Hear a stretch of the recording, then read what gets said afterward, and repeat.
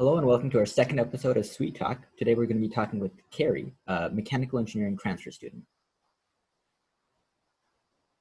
Hi, I'm Carrie. I'm a fourth year mechanical engineering. I transferred fall 2019, and I am involved with SWE and the Robotics Outreach Project. Awesome. So just to start us off, can you explain the transfer process and maybe like a broad, overview of what your transfer experience has been? So I transferred from a community college in my hometown and basically just went through the UC application process and made sure I had all of my lower division courses completed at my CC. But I had been accepted to UCI.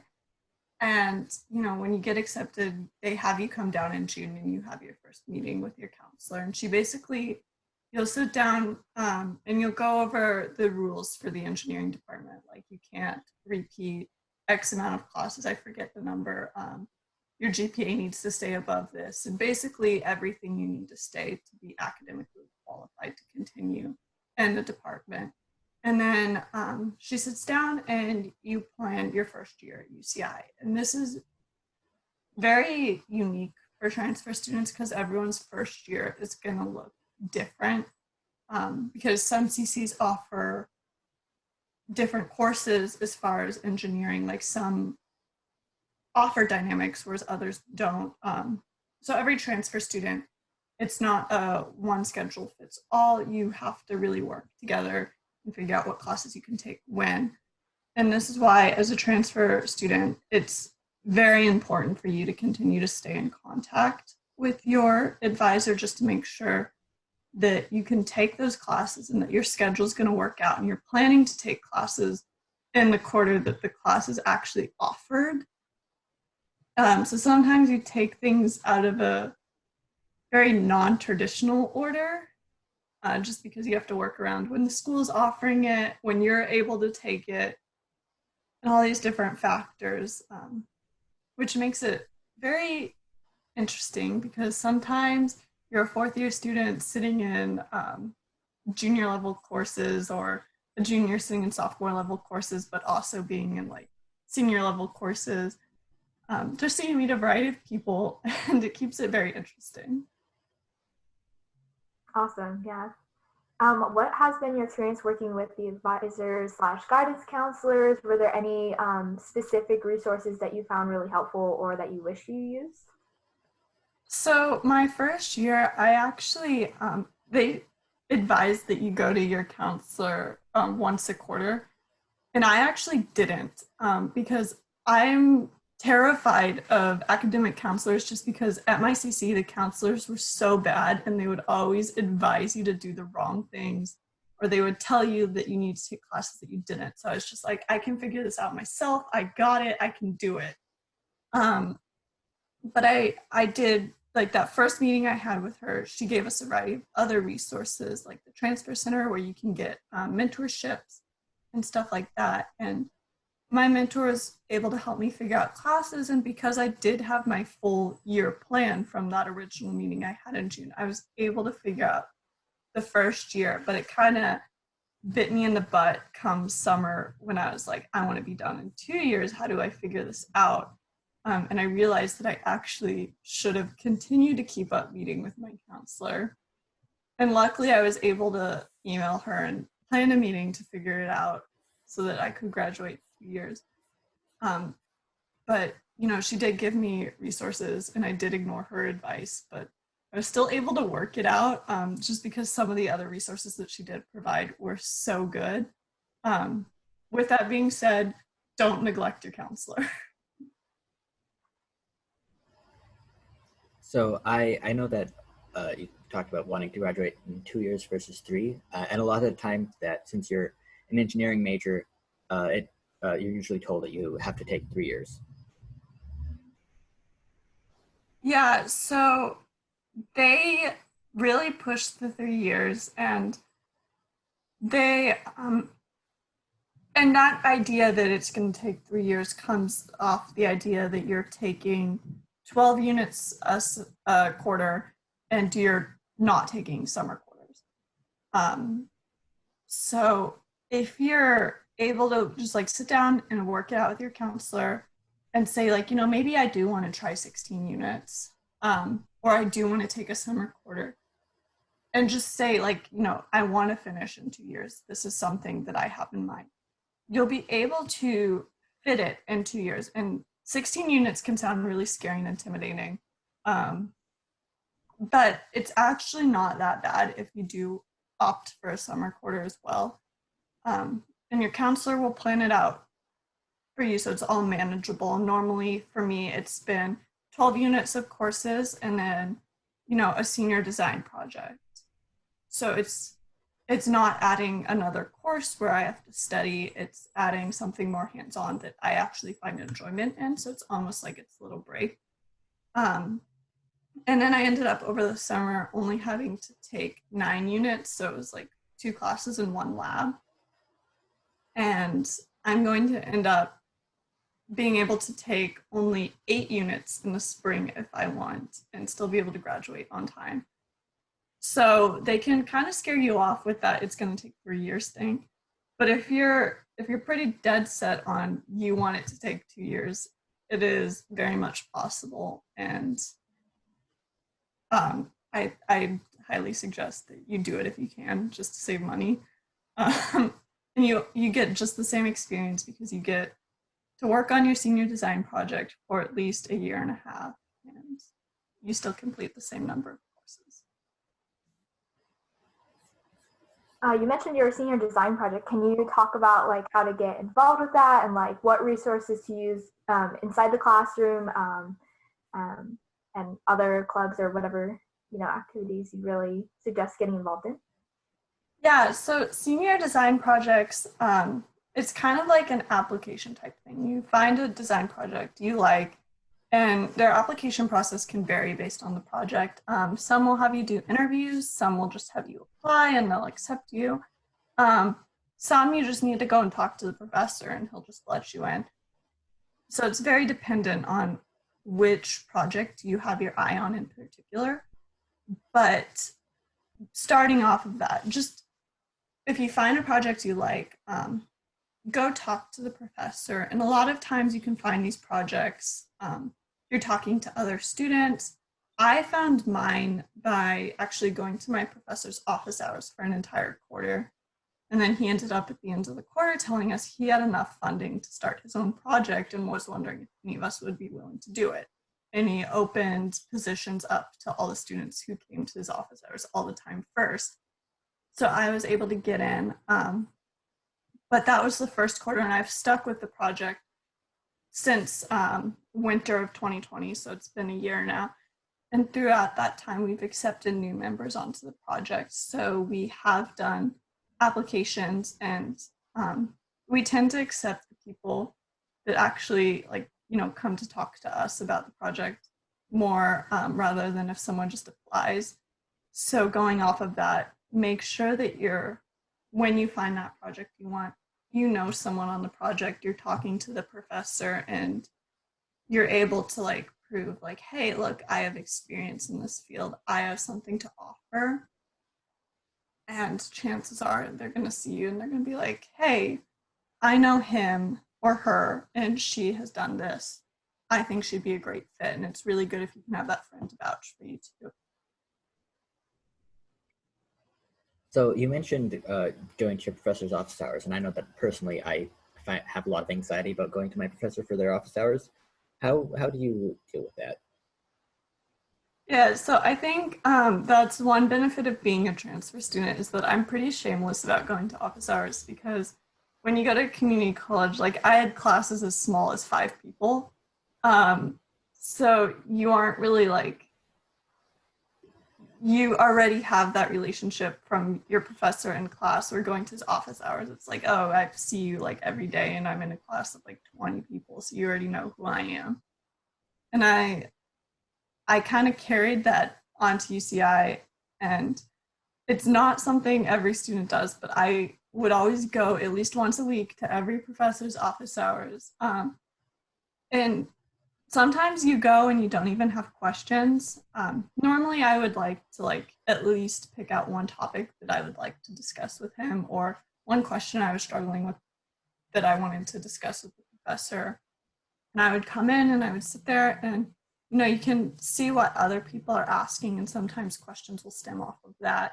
But if you always have that one thing where you're like, okay, I want to go and I would like to potentially talk about this, it makes it less intimidating, because if no one else is there and no one else is asking questions, you have something you prepared where you're like, hey, can we discuss this? And this always happens to me, but as soon as you start discussing a topic, I all of a sudden have 10 more questions that come up. And oftentimes they'll point you to different problems that deal more with that topic, and you can work on those problems with them. And it just makes it, you learn a lot more being able to go and work one-on-one on a specific topic. So just always go to those office hours, have something, a little small thing prepared. It doesn't need to be big. You might not even work on it. You might find something more interesting that someone there is talking about. So don't worry about having 100% wonderful question that's just going to blow the professor away because you thought so deeply about the topic. Just ask one question if you even want to, or just go and sit. That's great. Have you noticed any noticeable differences or advantages / disadvantages with online office hours with virtual learning? So online office hours have been really tough because professors they all run their courses so differently. And I have some professors that their online office hours are required. So it's not quite the same experience as when you would go on campus and it was just you and 5 other people or something. But with online office hours, I found that it's been more helpful to go to the TA's office hours, just because I actually don't know why I tend to like them more, but a lot of my upper division TAs have been more accessible and more helpful. It is a little more intimidating jumping into Zoom, because the thing about going to actual physical office hours is you can walk by the room and you can see oh, there are already 2 other people in there. I'm not going to be alone. But when you jump into Zoom office hour, you could very well be the only person in there, and it's just going to be awkwardly oh, okay, so what are we going to talk about?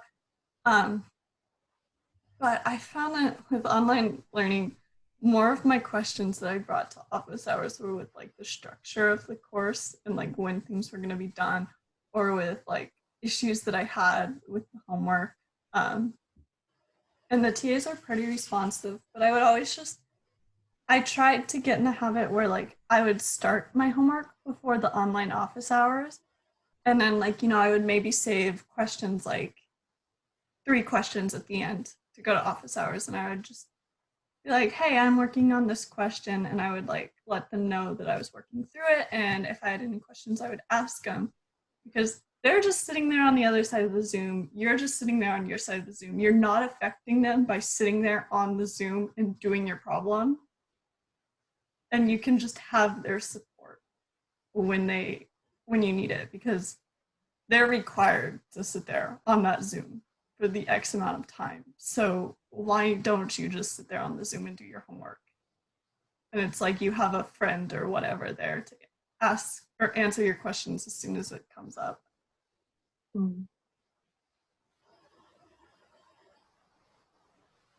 Oh, is there any stigma surrounding being a transfer student? Yeah, so there's I don't know, for me it was kind of awkward because you first come in and everyone's talking about they already know all this stuff, and you're oh, okay, I feel I'm in this whole other world. I don't know what's happening, what's going on. And a lot of other students I found in my first couple of classes, there were a few that had this oh, I don't know who you are. You must be new. You took CC courses. Let me explain everything to you. You're a dummy. And it was one of those where it kind of got to me. I was hey, I actually like the courses I took are the same courses you took.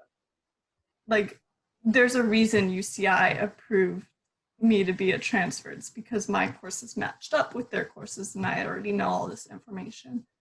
And I just found confidence in the fact that like when I would go to class, I would understand what was going on because my past classes had kept me up to date with that. So I had to find confidence that like the courses I took were not watered down in the way that some people were suggesting. And not everyone is like those particular students I found. It was just like my first couple days, there were a few people I ran into like that. So I kind of assumed everyone was like that. And then as I got in more, I would go to office hours and I would find other students who were transfers too, or I even found professors who were transfer students. And then I would find like more four-year students who were like, hey, you know, I don't care. You can still work. Like we can still keep up with each other when we're doing problems. We still learn from each other. I don't know what the big deal is. So it's really just like going in and finding a group of people who will build up your confidence rather than tear it down.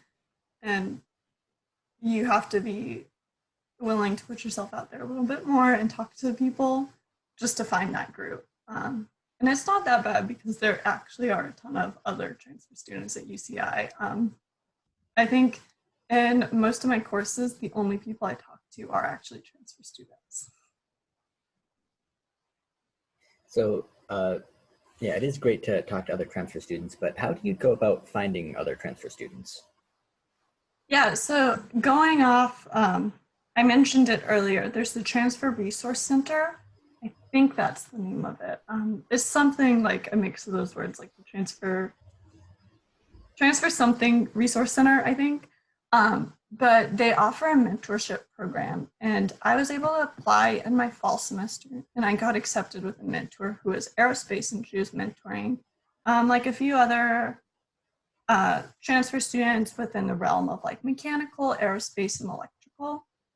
And she would, back when we were in person, she would be like, hey, I'm gonna have all my, like, I'm gonna be doing my homework at Starbucks if you want to come meet up with us. And she would ask all of her mentees and like let us all know on the little mentee group chat that she was like going here, and we could meet up with her there. And I met like some other people that I was in my classes that I had never talked to before. And I was like, wait, you're a transfer too? And then we kind of grew like closer, and they would be like, here are my other transfer friends. And I was like, here are mine now, like, let's grow our group. And then another like telltale sign was when the first fall quarter, like UCI gives you your hoodie. And so you have like your colored hoodie. So for fall 2019, ours was black. And so during the fall classes, I would be sitting there in like, you know, my sophomore, my junior level courses, and everyone who had a black hoodie like that, I was like, you're a transfer too. I know. Unfortunately, you don't get that privilege on Zoom with distance learning. I don't even know if they got their hoodies. If they do, they got ripped, or if they didn't, they got ripped off. But again, it's just like in SWE, there are a few other transfer students we have. So just like mention it every once in a while and someone will talk to you. Or just notice, like for me, I noticed because I was taking MAE 91, which is thermodynamics, and like fluids, which like one's a junior level course and one's a sophomore level course. And the people that were in both those courses at the same time, I was like, you guys are most likely to transfer. So just keep an eye out for those people that have like the same weird, messed up schedule as you. They're most likely in the same boat as you. Is there any like specific advice you would want to give to any transfer students or people thinking about transferring? Yeah, so if you're a transfer student, again, my biggest piece of advice is stay in contact with your counselor. And also, like, keep up with your degree works. Make sure that your counselor's actually clearing all those GEs that you took at your community college. Make sure that they've understood your IGETC and they've cleared all that stuff off. Because my first quarter, I wasn't like keeping up with that. And then on the winter 2021, I logged into my degree works, and it was like this whole column I hadn't completed. And I was like, wait, I thought that was supposed to be my IGETC. And just making sure that your counselor's like aware of what classes you're taking and what groups you want to put them in, what tech electives you're taking, because that's another big one. I think regardless, you have to discuss with your professor or your counselor what groups your tech electives are going to go into. But just keeping in contact with them, I think, would be my biggest piece of advice. And then the second would be like through the Transfer Student Resource Center, if you can get like a mentor or someone you can find to talk to about it. I was lucky because I had that mentor, and then there was also the corporate chair before me on SWE was a transfer student as well. So I was able to talk to her and ask her my more specific transfer questions when I ran into her. So just find transfers who are like a year above you because they're willing to help. And then if you are considering transferring, depending on your CC, I can't speak for every CC, you can talk to your counselors, figure out what courses you need to take. My CC, that wasn't really an option just because they weren't well versed on like the different subtypes of engineering. So like if you were going for computer science, they would tell you to take biology too, just because they would lump all the engineering into one. So I had to learn how to use like the TAG website and figure out like, okay, if I want to go to this school for this major, what courses do I need to take? And it lets you put in like what school you currently go to, what school you want to go to in your major. And then it gives you like the list of classes that each school offers for that major. So it'll be like, okay, UCI for mechanical engineering, here's all the courses you'll need to take to get your complete degree. Here's all the courses that your community college offers that, I'm blanking on the word, that basically are the same as what UCI offers. So that was a really good resource. And then just in general for the application, like once you figure out those classes, once you've completed them, make sure to apply. And then this regardless goes for any application. Just make sure that you have someone there to proofread your essays. Just because if you're someone like me, I ended up with 20 billion typos in my essay and I was about to submit it, but I luckily had someone read over it and be like, what are you saying here? But generally, just if you're looking into transferring, look at the TAG website and make sure you keep your GPA up, because it can be a lot of pressure to say keep your GPA up, but there really are a lot of benefits if you keep it up, because the higher it is, the more schools you're able to look into tagging to. I would generally suggest keeping it above a 3.5. Awesome. Well, I think that wraps up this podcast episode. Thank you so much for joining and sharing your experience. It's great to hear. You know, a lot of people, listen to all of the advice you gave. But yeah, thank you everybody so much for watching, and make sure to subscribe to stay tuned with our latest videos. Thank you for having me.